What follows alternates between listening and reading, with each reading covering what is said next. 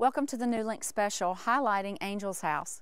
Many years ago, a group of neighbors in Noonan wanted to donate their money instead of giving to each other to a needy cause, and they chose to give to children that didn't have a home.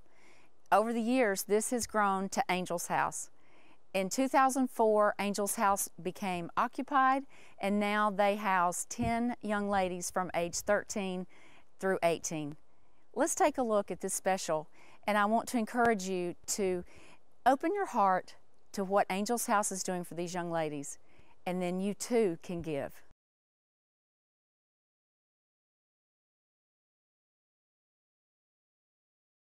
My first guest on the special highlighting Angel's House is the program coordinator, Becky Parish. Becky, thank you for sitting out in the swing today in front of the fire pit to talk about Angel's House and what you do here and how important it is in the community. So let's start with how it got started. Tell me a little bit about how the program got started in 2004, I believe. Yes, June 21st, 2004 is when the first resident came into care, and Angel's House was built to really serve the children of Coweta County who were in the custody of DFACS, and there was no place for them to go. And so they our board of directors were contacted, different people in the community, and the support that started as a nothing became the beautiful facility we now have. It is gorgeous. I'm so impressed when I went in to tour. And how many rooms or how many children can you accommodate? We currently have 8 bedrooms, but we can only have 10 children. We keep 2 beds for Coweta emergencies at all times, so typically we have around 7 or 8 girls in care at any given day. Now, at one point, the state allowed you actually to have younger girls, and then the law changed or the ruling changed, so now it's 13 and above. Is that correct? Yes. Angel's House was actually started with co-ed. And we had girls, that is right. We had girls on one end of the hall and boys on the other end. And then the state changed to really wanting to have the older children in group homes or institutionals and the younger children in foster care. So at that point, when we started getting boy and girl teenage referrals, we made a decision that we needed to go one or the other. And we went with girls. Well, good. How hard is it to be in a facility like this with teenagers who have come from troubled homes for whatever reason or whatever trouble they're experiencing? I like to joke and say that I get to go home at night. It's my direct care staff that really, they're in the trenches all day long, because we do have lots of girls come for lots of different reasons. We have some girls that come to us that have just never even been away from their parents for even one night of their lives. And so it is a struggle, but it is also a reward. And we have to balance those rewards with those struggles. Right. So what is the process? So when DFACS gets a child and they need to place her here, how does that work? Because Angel's House is an emergency facility, it really means that they give us a call and say, do you have any beds open? And I say, how old is she? Is she in school? Does she meet criteria for our program? And most of the time when the girl walks in the door, I know her age, and yes, she can go to school and she is a girl. And you keep them, or you put them in the school that's district for the home here? Correct. And we are in Noonan High School District, Smoky Road Middle School. Back in the day when we had elementary, we were in Atkinson, but they do get to go to public school. The bus comes just like any other. Makes it easier that all go to the same school. Yes, it does. The bus is just like any other normal household. The bus comes, they get on, and the bus comes home in the afternoon. Now, one thing that I found intriguing when I was talking with the house parents that have this week particularly are Angela and Eric. So Eric was telling me that, you know, they don't look at the information about the child or problems that she may have or issues that she's been through. They take her for 2 or 3 days and just give her love and bring her into the home. And that is an amazing concept to me, but I can see how it would work. Well, when we do get paperwork, if there is paperwork on the child, I do read it and review it. Give them just a general, but don't give them the details because they really want to get to know the child before they get to know them. Because none of our paperwork is who we are. Oh, right. And so that's what they like to do. All of my staff, that's just their goal is let me get to know the child and then tell me the details. Yeah. So what's it like and how do you handle a young lady that is troubled and you have to have counselors or psychiatric help, or How does that work? Because the children are in defects custody, we work with the caseworker to determine which counseling service they want to use, and we try our best to use a local counseling service. The best thing that happens is our counselors and our community support individuals come to us. Oh, that's good. That helps a whole lot, because juggling 8 girls and their schedules on top of trying to do counseling and that kind of thing, it's just a nightmare. Juggling the schedule is a nightmare anyway. I had 2 girls that were 13 years apart, and it was hard for me. I cannot imagine 8 girls all within a 2 years or 3 years age difference. And anyone who's ever raised girls know girls are an interesting creature yes, unto they themselves, are. even when they haven't lived with trauma. Yes, they are. Becky, what has this experience as program coordinator been to you personally? Well, we are a faith-based organization, and I rely on my faith to get me through and to help me walk through the situations that we do. But it is such a reward. There are some days, very honest, I go home and go, why am I doing this, and why do I want to be here? But I know that this is where I've been called to be, and I know that we're making an impact and a difference in the lives of children and families, and that's what it's all about. Oh, it is. It absolutely is. Do you know the average stay of the young ladies here? Well, averages are always fun when you throw numbers together. So if you go with the 211 that have been here, the average stay is around 118 days. But if you look at currently, the group that I have right now, the average length has been about 277 days. Wow. But averages also mean I have girls that come in and stay just overnight, to the girl that I have right now that's been with me for 980 days. Wow. So you average. Yeah. So if the girls are active in extracurricular activities at Smoky Road or at Noonan High School, do the house parents take all the girls and go to the events? How do you handle that? It really depends on the event and what's going on. We have one in chorus right now, and she's really involved in that, and we're all going to the concert on Thursday night. But it's also, this is the reality of life. If you have a child in alternative school, she can't go. Right. So one of the parents, house parents, have to stay behind. Right. And so we have to deal with that on a regular basis too. If there were one thing or 2 things that you would like the community to know about Angel's House that maybe they might not know by reading the website or doing background research, what would that be? I guess one of the biggest things is that, number one, we are here and we are taking care of children. It's amazing how many people in the community don't know about Angel's House. But on the other hand, I would like to say thank you for how much the community does support Angel's House. Probably one of the things that people don't really always understand is our girls actually are working to get back home. A lot of people have the feeling that Angel's House is here just for kids who are true orphans, but that's really not the case. Yeah. It's really the goal is to reunite families when we can, and so that gets confusing sometimes. And the other thing is probably, our house is just like any other house. Whatever it takes to run your house, it takes to run our house, just on a bigger scale. When I was talking with the house parents, that was interesting to me on how structured, and it has to be, but I think that also helps mold those girls to understand, because many of them may not have been in a household like this, where it is organized and they have jobs to do and they have things that they have to take care of. And when I saw the washers and dryers, I was like, oh goodness, how many loads of clothes do you do a week and that sort of thing? It is our goal to help them become independent too, because the reality is some of them will not have families to go back to. They do household bedroom chores, they rotate them, they do their own laundry. One of the things that's interesting about the house is we do have kids that come to us who have never really lived in a home before. And so when we tell them to go make their beds, they're like, what are you talking about? Sometimes we have to teach them how to make a bed or how to keep a room clean. And we are a very structured environment, but with that structure comes flexibility, because no day is ever the same. Right. But also comes love, because you all are giving them the love that they need and deserve at this time in their life where I'm sure they feel like everything is upside down. One of the things I tell the staff when they come to work with us is to stay around until they come back, because not necessarily while they're here do they understand what they're getting. Some of them do, and some of them get it on a daily basis, but most of them really get it when they leave and realize just how much love, support, and just overall just life lessons they've learned while they've been here. Do you see a large improvement in their grades when they come here, or is it still a struggle for them based on where they've come from? It's a combination. We have had girls who've come here that have been failing everything, and then by the end of the semester, passing everything. And we celebrate with them just as like, you should, as all parents should. Right.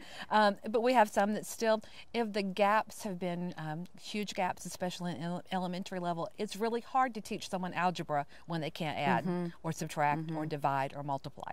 And so we have 3 tutors that come on a weekly basis. Some of that is for homework help. Most of it's for remedial help. Oh, I can see where that would be needed. It's definitely. Becky, thank you for sharing your views and how everything is being run at Angel's House, and we want to thank you for what you do, both personally and professionally, and want to say that we will continue to support Angel's House and encourage the community to as well. Thank you so much. We've enjoyed having you here. And when we come back, I'm going to be talking with Kaye Todd about some more things that go on at Angel's House. Stay with us.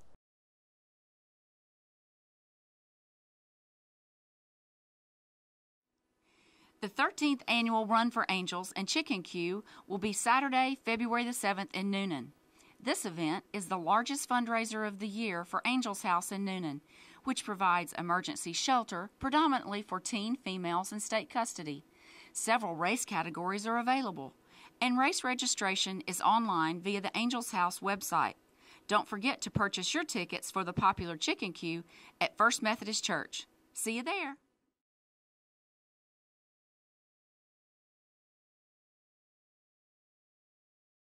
As in every organization, Angel's House needs someone to keep up with the financial aspect of it and make sure that there's always enough money for the projects and the care for the young ladies that live here. And we're fortunate enough to have Kaye Todd with us today on our second segment about Angel's House. Kaye, thank you for joining us, and I know it's taking time out of your schedule. Tell us a little bit about your background and when you came to Angel's House. I've been with the agency for 6 years. I've worked for 2 years on the Meansville campus, which is in Pike County. And then I came here in 2010. What's a typical day like for you, handling the financial end of everything? Every day's a bit different. We do billing a month behind because you do your days of care. So that's done at the first of the month. All that's entered and sent in to the state. I handle all the monetary and in-kind donations that come into the house and process those and keep records of those, send tax deductible letters and that type of thing.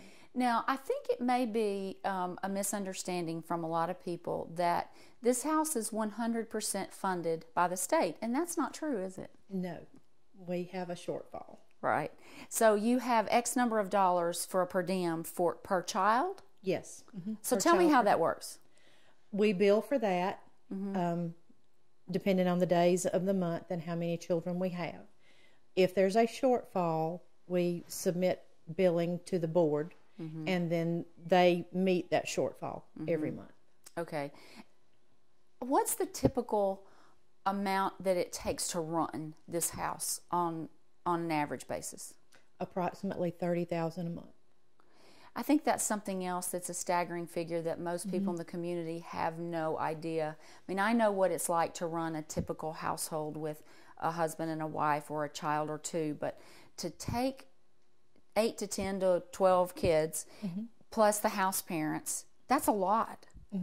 So without the volunteers and the community giving back the support through events like the Angel Run, right? Yeah. Which is the main fundraiser for Angel's House.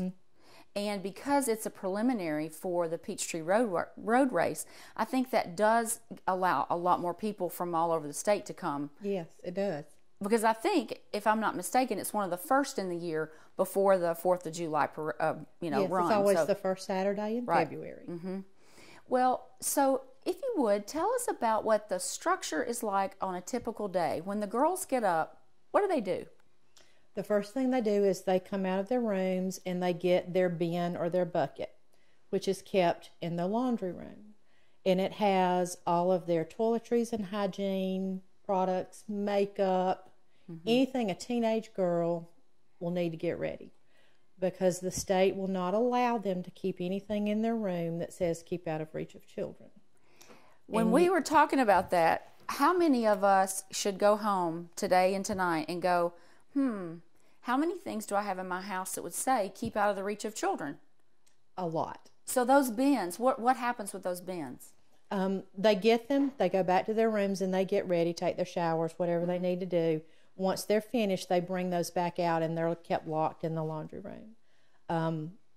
There are a lot of toothpaste even that say, keep out of reach of children. Lotions, shampoos, body wash, conditioners, very what you would think of as innocuous, they're not allowed to keep in their rooms. Wow. And then when they get home from school, do they get those bins back? They can if they need to. If they need to.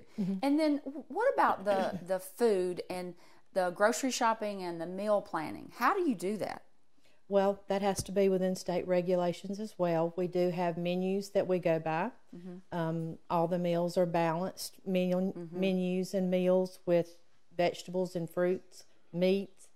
So grocery shopping is based on that accordingly. We depend quite a bit on donations of non-perishable food items. The state regulates that as well. Everything must be in date. So we have to date it and inventory everything in our pantry, everything in our refrigerator and freezer. I think a lot of people don't understand that too, which also reiterates that you need donations every month of the year, not just at Christmas. Yes. Which that's one thing I want to stress to our viewers is that you need household items, you need toiletry items, you need anything that a household needs to run, you need in addition to Christmas presents for the girls. Yes, when you have 8 to 10 girls who live here as well as 2 live-in staff, imagine the laundry detergent alone that we go through. That's not only your personal laundry, but that's all of your bedding, your towels. It adds up. That's a lot of laundry. Everybody does laundry every day. Wow. We do a lot of laundry. So just having HE detergent available, cleaning products to keep this house clean. So Clorox wipes, Pine Sol, furniture polish, anything like that is just much needed because we go through so much of it. Do the young ladies have chores that They do. need to do, from cleaning the toilet? My mother always made me and my girls, as they were growing up, clean the toilet. And so do they do things like that, and dust? And Yes. Everybody is responsible for keeping their room and their bathroom clean. And then everybody has weekly chores, and those rotate on a weekly basis. So nobody gets stuck with the toilets or with something nasty all the time that they don't want to do. You may clean the kitchen one week, and then the next week you may be responsible for keeping the dining area clean, or it may be keeping the front porch and the van clean. So it does rotate. And it's a good independent living skills that they're learning as well. Oh, absolutely. So that when they leave here, they've learned, which when you think about it, a lot of them, as we had spoken earlier, have never even had a home to live in. So it's teaching them more than we really realize. Many, many children who come to us don't know how to make a bed. Many children have never slept in a bed. I've had children who rolled up in their comforters and slept on the floor. Because that's all they knew. That is just, it breaks my heart. So when our community wants to give back to Angel's House, they can give in donations, they can give with equipment you need or food you need.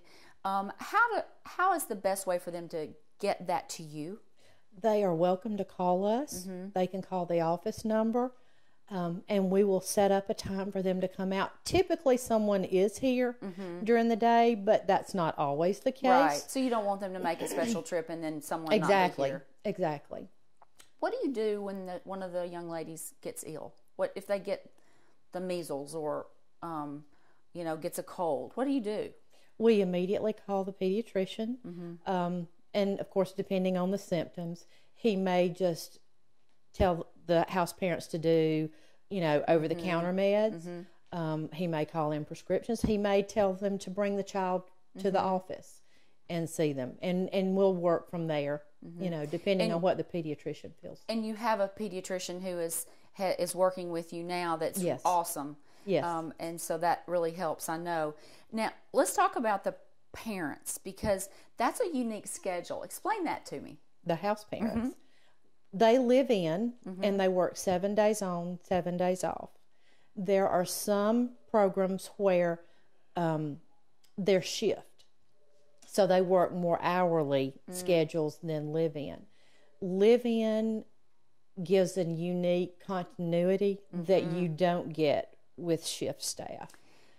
That's one thing that I was going to question, is that how well do the girls adapt to the changing of the parents? But in talking with you and Becky more, I learned that it's 7 days on and 7 days off. So do they try to, as any child would, work the parents this week against the parents from last week? Oh, absolutely. Absolutely. And they do it with the two who are on duty. They'll go to one, as any child does, and ask for something. And if they don't get the answer they want to hear, then they'll go to the other one. So, yes, they absolutely do that. But that's just typical behavior. Well, it is typical behavior. I was speaking with Angela and Eric, and they did say that this job is so meaningful to them because, you know, this is what they have been called to do. But it was also interesting what Eric mentioned, is that when their 7 days are up, how nice it is to have 7 days off, because you are obviously constantly being parents, but you carry the weight of each child, and the weight that they're carrying individually is compiled in them. And so then when they go home, they don't just leave here and forget it. You know, they take that time to pray and to think about things that they can do to help. And I think that's invaluable for these young girls. And I don't think the community really probably understands that either. No, you don't just walk away from this. I don't think you can. Right, right. Is there anything else about this house that you could share that would help the community want to open their hearts and their wallets to help in any way? I think these children have such potential. They all do. They're all unique and they're all special. And so often they don't know that. And that's why we're here, is to teach them that they are special. They do all have special gifts and qualities, and that they can make a difference. Well, and when you think about it too, Kaye, this may be the only time that they've ever had someone to actually love them and to let them know that because they're different doesn't mean that they're bad. You know, it gives them that kind of something to look forward to, and to, you know that they can be whatever they want to be. And one of the greatest things we've all experienced is when they come back. And we have had several girls to come back and visit. Good. I think it does help when the young ladies that have been residents here leave and come back, because to me it shows the young girls who are living here that there is hope for them. And I think I'm sure that would go a long, long way with them. Yes, it's very meaningful. It's touching to us, and it's always good to see them. And they enjoy coming back. I think they like to come back and see us as well. I'm sure. Thank you for taking time out of your busy day to share with us some more interesting facts about Angel's House. You're welcome. I know that you have found out a lot of things about Angel's House that you probably didn't know, and I want to encourage you to go on the website and check out their story. And in any time of year, open your heart and your wallet to give, because it's not just Christmas time, or it's not just during the Angel Run that makes a difference, but all year long, this amazing home has a staff and young ladies that need your help. Thank you for joining us.